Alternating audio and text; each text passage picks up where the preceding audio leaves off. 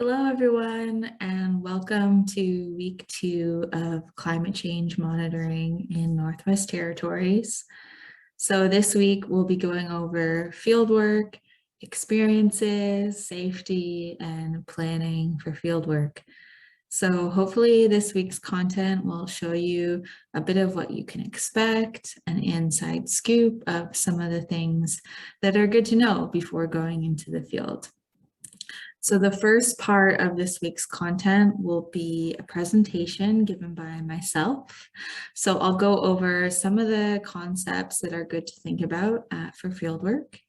And then the second part of this week's content will be a video where there'll be some fun interviews with students, research associates, field technicians, people that are out there doing the work in the field. And so hopefully we'll hear some of their stories and some of their tips and tricks for doing field work. So that's kind of what we're going to be covering this week when we're talking about field work. By the way, my name is Emma. If we haven't got a chance to talk over the phone or over email, so I'm one of the research coordinators for this project. So if you have any questions about this week's content or about the project, anything at all, please feel free to reach out via email. It's posted on the course outline on the course website. So I'm going to start us off here. So again, this is week 2 of climate change monitoring in Northwest Territories, where we'll be talking about experiences, preparation, and safety in the field. So this photo here, you can see a climate/weather station out in the field. This station is actually all the way up on Melville Island, which is greater than 70 degrees north. So it is in the Arctic archipelago, and as you can see, it's on a very barren landscape. And so within this sort of context of fieldwork experiences, preparation, and safety, we're going to talk about how the different sites and the different environments affect these different concepts. As you might imagine, this kind of landscape here on Melville Island, where it's really barren and harsh, will have completely different considerations than some of the sites that we visit in the boreal forest. So when we're thinking about doing fieldwork, it's really good to have geographical context. So that's why I've included this slide here. On the left, you can see a map. And this map shows, using the red stars, all the different sites that we visit for this project. So these sites span from as far north as Inuvik, all the way down to some of the sites that are near Fort Simpson and Yellowknife. So the northernmost site that we visit is at Trail Valley Creek, which is shown here as TVCR. So this is accessible via the highway north of town. So it's 50 kilometers north of Inuvik. And then it's a few kilometers hike into the research station there at Trail Valley Creek. And then we also have Habitat Creek, which is shown here as HPC. So this site is pretty much right in town, accessible off the highway in Inuvik. It's a short hike in from the highway. And then we have, as we travel further south, Smith Creek, which is shown here as SMC. So this is also south of town near Wrigley. It's a few kilometers hike in from the road there, so it's fairly accessible from the road going into Wrigley. And then as we travel further down to Fort Simpson here, we have these sites here, SCC and SCB. So these sites are at Scotty Creek Research Station, which is 50 kilometers from Fort Simpson. So these sites are accessible via float plane in the summertime or via skidoo/snowmobile in the winter time. Then as we go a bit east, we have BAC, which is Baker Creek. And this site is really accessible compared to some of the other sites. It's about a 20-minute drive from Yellowknife, followed by a hike/canoe ride out to Baker Creek, which takes a couple hours. And then finally, we have Deering Lake. So this site here is 300 kilometers northeast of Yellowknife, accessible via floatplane only. This research station here is not run in the winter time. And it says 1-4 here because there are 4 different sort of sub-sites at Deering Lake. So 4 different towers that we operate and maintain through this project. So this map here really shows the geography of these sites. And this is important because depending on the environment that these sites are in, the safety, the experience, everything really changes depending on where you are. So this is something to keep in mind as we go into detail of fieldwork safety planning and experience. Okay, so for this slide here, we're going to be thinking in detail about 2 of the sites that we visit. So these sites are Habitat Creek and Trail Valley Creek. So we're going to think about the environmental differences between these 2 sites and how that might affect the fieldwork safety planning and experience. So on the left, we have Habitat Creek here, and then on the right, there is Trail Valley Creek. So one of the biggest differences that you might notice right away is the presence of trees. Some of you might already be aware of this, but as you travel out of Inuvik along the highway towards Trail Valley Creek, you're essentially driving through the tree line, so to speak, and that you're watching the trees disappear as you drive out of town. So this is a really big consideration when we think about experience, planning, and safety. In terms of planning, the route that you take to get to the site at Habitat Creek, where there's lots of trees, it might need to be a lot more precise than the route that you take at Trail Valley Creek. And this is simply because you have to walk around trees rather than walking across the tundra without being hindered by trees. When you think about safety, of course, there are big differences between these 2 sites. If you think about which site you would rather be at during a thunderstorm, where at Trail Valley Creek, you might be the tallest thing around, whereas at Habitat Creek, you would not be, versus maybe a really strong wind event. You might not want to be at Habitat Creek. You might want to be at Trail Valley Creek because there won't be any trees falling around you. So this one small difference here in the presence of trees has a really big impact on the safety and planning. And it also has an impact on your experience as well. It might be a bit more subtle, but just your depth perception and your impression of the landscape is going to change just because the landscape looks a lot different. So that's one of the differences between these 2 sites. Of course, there are a lot more differences, and I'm going to encourage you to think about some of the differences between these 2 sites and how it might affect fieldwork. For now, we're going to travel to Wrigley and take a look at Smith Creek. So Wrigley has a combination of wetlands and this boreal forest landscape. So there's definitely trees in this site, which again, as we discussed, has an impact on the fieldwork. There are some mountains in the distance, so your experience might be affected because of the perception of the landscape around you. This presence of wetlands here, as you can see in the photo on the left, does affect the planning of this site in that you should definitely pack your rubber boots, Whereas at Trail Valley Creek, let's say, it might not be as big of a consideration.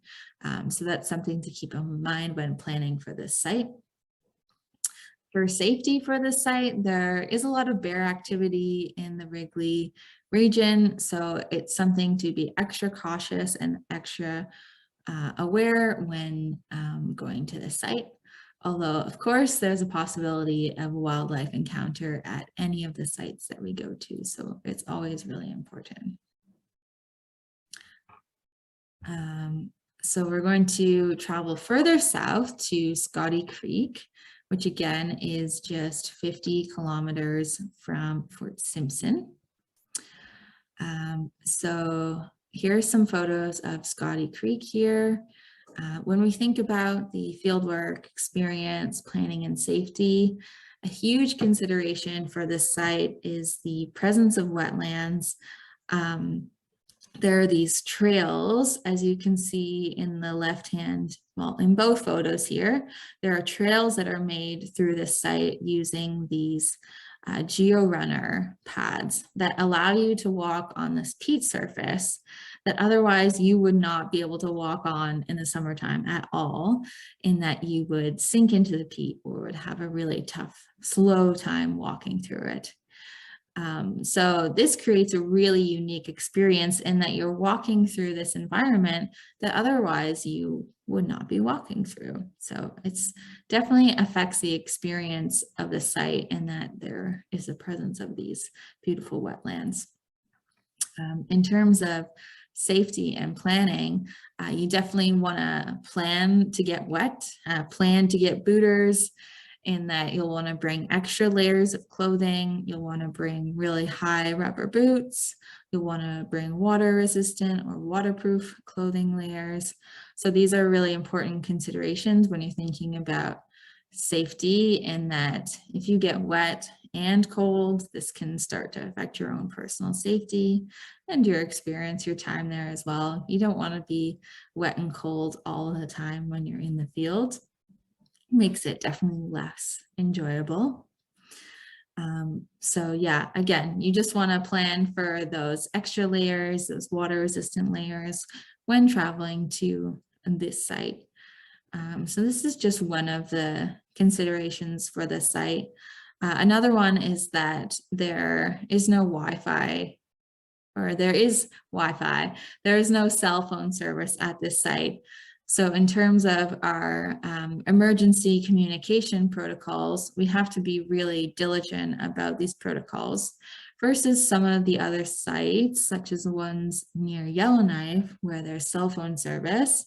We don't need to be, we still need to be diligent, but there are fewer ways to communicate if something does go wrong. So now we're going to take a look at the sites near Yellowknife. So as you can see here, there are photos that have been included at both Baker Creek, which is a site that is really close to town, and there are photos from Deering Lake. So one of the biggest differences between these two sites is the accessibility of the sites. So at Deering Lake, again, you're taking a float plane ride in from Yellowknife, so it's a couple hours to get there. So it's quite remote in that food stores are flown in via float plane, as are you. Whereas at Baker Creek, it's a short drive from town followed by a hike and a canoe ride into the site. There is cell phone service at Baker Creek, whereas at Deering Lake, there's no cell phone service. There is some limited Wi-Fi access though. So in terms of emergency protocols, they're very different for Deering Lake versus Baker Creek. Some of our emergency contacts at Deering Lake might take a while to even get to the research station, whereas at Baker Creek, you're a lot closer to town. So this is definitely something to consider when we're thinking about planning and safety between these two sites. Another big difference here is using the canoe to get to Baker Creek. So there are some considerations for safety as well. We want to make sure that we're bringing our life jackets with us, and we're making sure that we're feeling confident on the water as well. There is some over water travel at Daring Lake too.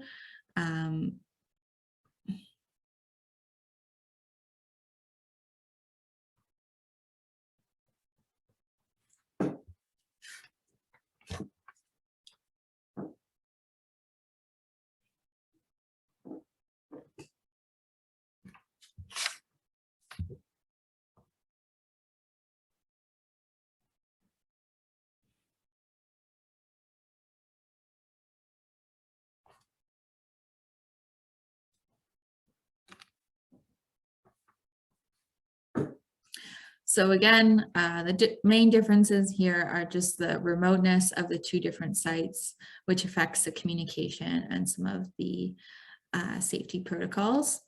The remoteness of the site also affects your personal experience as well.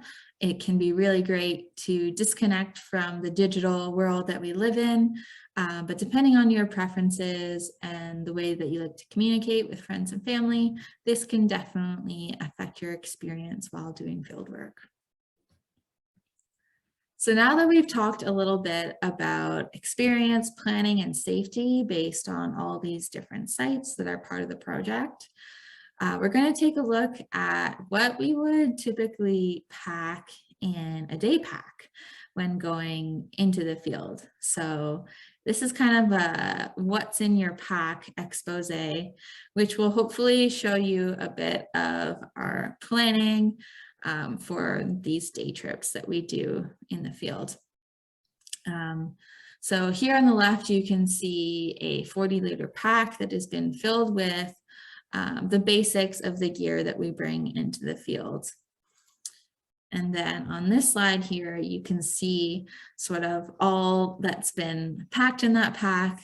You can see everything that's packed in there. So I'm going to go over some of these items just to give everyone a sense of what we usually bring when we're going into the field. So on the right here, this metallic tough book is just a laptop for downloading data, recording data and staying connected when there's Wi-Fi access, when we're in the field. It's important that it's a rugged or tough book instead of a typical laptop, just because of the conditions that we're in when we're in the field. Down here, we've got a toque and some gloves. We would also probably include some other layers here as well, just to keep ourselves warm in case of changing weather conditions. I also just want to mention that everything you see here doesn't really include some of the items that you might be wearing. So this includes rubber boots, hiking boots, fleece layers, water resistant layers, extra layers. So this is just some of the things that you would be packing in your bag. I've got a water bottle here and some snacks. So this is really important in terms of staying warm and staying well fueled when you're in the field. I would recommend probably bringing 1 to 2 liters of water at least, just to make sure that you're well hydrated, and this could change depending on the weather conditions. Over here, we've got some tools, so something like a multi-tool. This will include a lot more tools than what is shown here, but this photo is just to give you a sense of some of the things that you might bring for the actual monitoring. We've got a bug jacket here. I'm sure lots of you are familiar with wearing these when out in nature. It's really important for your own personal comfort when in the field, when you're spending long hours in the field during various bug conditions. You've got a sun cap and or sunglasses, which is really important if it's hot during the summer, and sunglasses, of course, are necessary when doing winter field work because of the glare on the snow. Up here on the left, we've got a first aid kit, including an emergency blanket and splint. So this is really important just in case there are some minor injuries that happen in the field. You can help out one of your colleagues, one of your friends. We've got some communication devices here in the middle. So we've got a sat phone and an inReach device. So these are used to communicate with our emergency contacts or with people that we're just letting know that we're okay when we're in the field. We've got some wildlife deterrent here, some bear spray. We might also be carrying bear bangers as well, depending on the site. And then we've got our GPS. So this is really good just in case, you know, maybe we get lost, but we still have the coordinates of where we want to go to, and we can use the GPS to get there. Even if we're not lost, this is a good device to have when you're in the field. So these are just sort of the baseline of gear that you're going to bring in your pack for the day-to-day work in the field. So now we're going to go into some of the details of safety in the field. So I'm just going to go over some of the tasks that we do and the associated hazards and some of the things that we do in order to decrease the risks associated with these hazards. So the first task here is hiking, walking, or canoeing in the field. So as you can imagine, through this task, there are quite a lot of hazards that can come up. So slips, trips, and falls. This is, of course, standard hazard pretty much for any job that you're doing. To decrease the risks associated with slips, trips, and falls, we're just always making sure that we're taking things slow at a good pace where everyone can keep up, and using appropriate footwear so that no one's rushed and is going to slip on a slippery trail or some rocks or something like that. So just making sure that we're taking things at a good pace and wearing appropriate footwear. Of course, there's always a risk associated with wildlife interactions. So it's definitely a hazard that is present at all the sites, some more than others. So in order to decrease the risk, we just carry wildlife deterrents, and we make sure that everyone is aware of how to act if there is a bear encounter, let's say. Physical strain and heat, definitely a hazard associated with this task. Being out in the field can be quite physical, and we want to make sure that everyone's doing okay with the amount of work that's given. So to really decrease the risk, we just make sure all the workload is reasonable on a day-to-day basis. We don't want to be going overboard. We're not rushing to get everything done. We want to make sure that everyone's healthy and happy when doing field work. So I think taking things at a good pace is how we decrease this risk. Weather and environment is, of course, a wild card that throws a lot of different hazards at us sort of at once, and it's very dependent, of course. This can include things like thunderstorms or windstorms. So to decrease the risk, we just always make sure that we're checking the weather really frequently so that we can prepare as best as we can for changing weather conditions. And we just make sure that everyone is aware of how weather can affect the tasks and the environment that we're in. And then we have falling into a water body. This is specific to canoeing and or hiking if you are close to a water body. So of course, the risks that are associated with that are related to hypothermia and or drowning. So we just want to make sure that we're always bringing our life jackets with us and wearing them when we're canoeing in the field. And maybe we bring an emergency blanket with us as well, just in case someone does fall in, just to keep them warm, make sure there's no risk of hypothermia. So these are just some of the main hazards that come up for this task. If you can think of any other hazards that you might expect when completing this task, please feel free to write them down. You can send them to me if you like. Safety in the field is a collaborative effort, and we want to make sure that everyone feels like they're heard for safety. So we've got two other different tasks here. We've got working with climate weather stations on the left, and then driving and or travel between stations. So the weather climate stations are just the towers that we're working with through this project. And although some of the towers look like this one here that's just on a tripod, some of them are 15 meters tall. And so one of the hazards associated with these stations is falling from heights. So the main thing that we do to decrease the risk is we make sure that everyone completes a fall protection course before climbing any of the towers. We make sure that people do pre-climb inspections of the safety gear, so the harness that you will wear, and the lanyards that you use in order to climb the tower. We also make sure that everyone is comfortable and confident before climbing the tower and taking their time. I think one of the biggest things here is making sure that you're taking your time. You don't need to be stressed out when you're climbing the tower, and this really reduces any risk associated with falling. And these stations are electrical systems. There's electricity flowing through them. So there is a small risk of electric shock. We just make sure that everyone is properly trained before using and interacting with these systems. And of course, if you have any questions or any doubt associated with operating these stations, just ask before using them. Want to make sure that safety comes first. And yeah, just ask if you have any doubt. Another thing that we do is just unplug the power source to these stations before doing any serious rewiring of these systems. So on the right, we have driving/travel between stations. So specific to vehicle use, the hazards here are vehicle accident and or failure.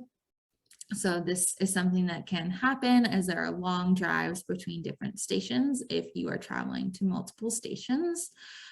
So some of the ways that we reduce these risks are making sure that the vehicles are stocked with first aid kits and blankets in case there is an accident or failure associated with the vehicle. We also perform pre-trip inspections of the vehicles to make sure that they're running properly.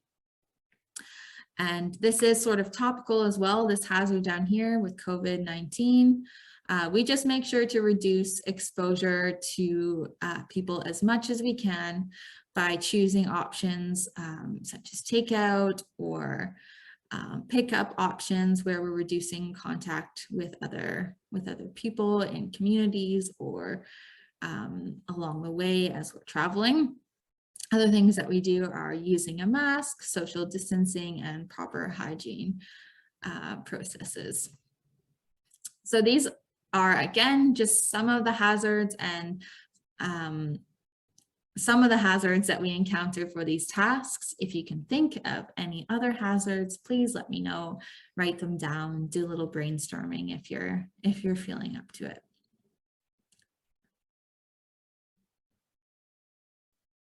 So